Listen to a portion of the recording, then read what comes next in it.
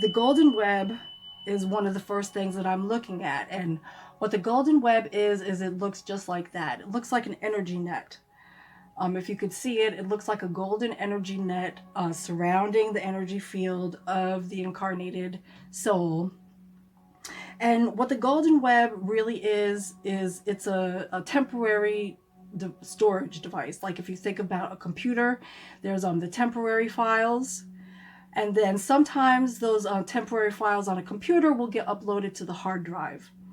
Well, that's what the golden web is. It is storing and collecting all of the experiences, all of the memories that a soul experiences while incarnate.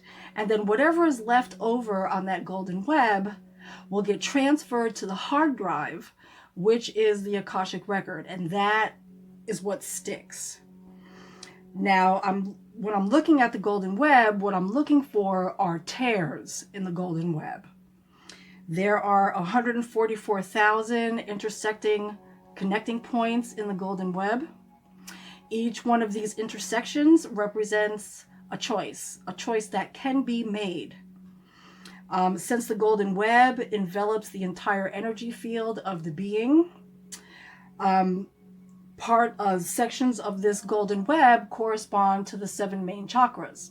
Now, there's more than 7 chakras since consciousness on Earth began to ascend, since humanity made the collective decision to take the ascension journey, because this is something that is unprecedented. This has never been done before in any other world. The ascension of consciousness housed in a physical format like this. Usually when consciousness starts to ascend, it's the beings of that world are housed in more of a light body. So this is an unprecedented event.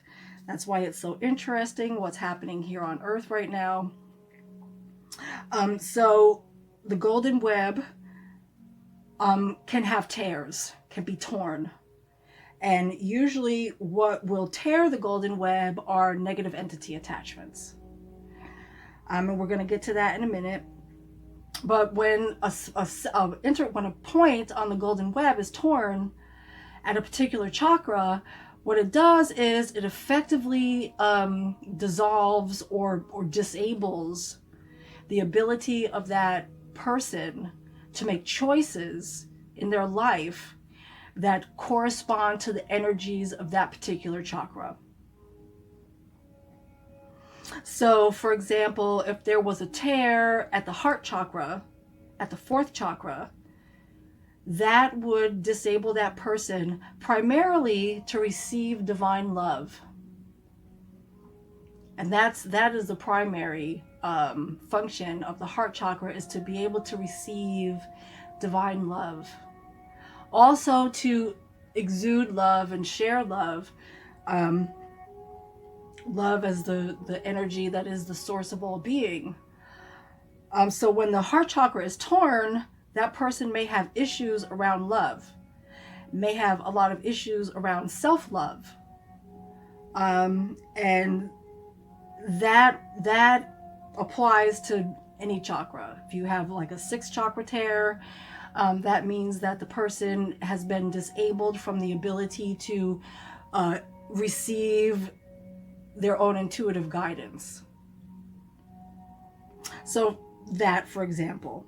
Also, I look for scars, because sometimes a person has done such work in their life that they did have a tear at one of the chakras, but they did so much healing work at that chakra that they healed it themselves, which is very rare that a person is able to heal their own torn chakra. I've seen it very rarely in my practice. In the past 10 years, when a new client shows up and they have scars, that is an absolute testament to the ability of that person, their ability to have self-healed. So I'm also looking for other things like tar. Tar is like a sticky goo on the golden web that obscures your vision. I'm also looking for viruses. Viruses are misbelief systems. When a person is plugged into a spiritual misbelief system, such as following a guru, something that's not in alignment with divine truth and divine love and divine light, a virus will show up on the golden web.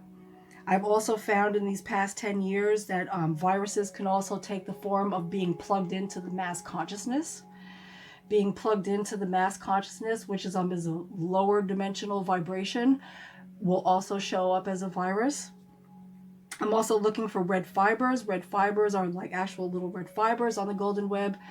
And red fibers are representative of intentionally dealing with negative forces to try to get something. I'm also looking for memory issues. So like I said, the golden web is a temporary drive. And then anything that's left on the golden web is uploaded to the hard drive, which is the Akashic record. Sometimes memory can be lost from the golden web. Memory can be added or clouded or shared, programmed or highlighted.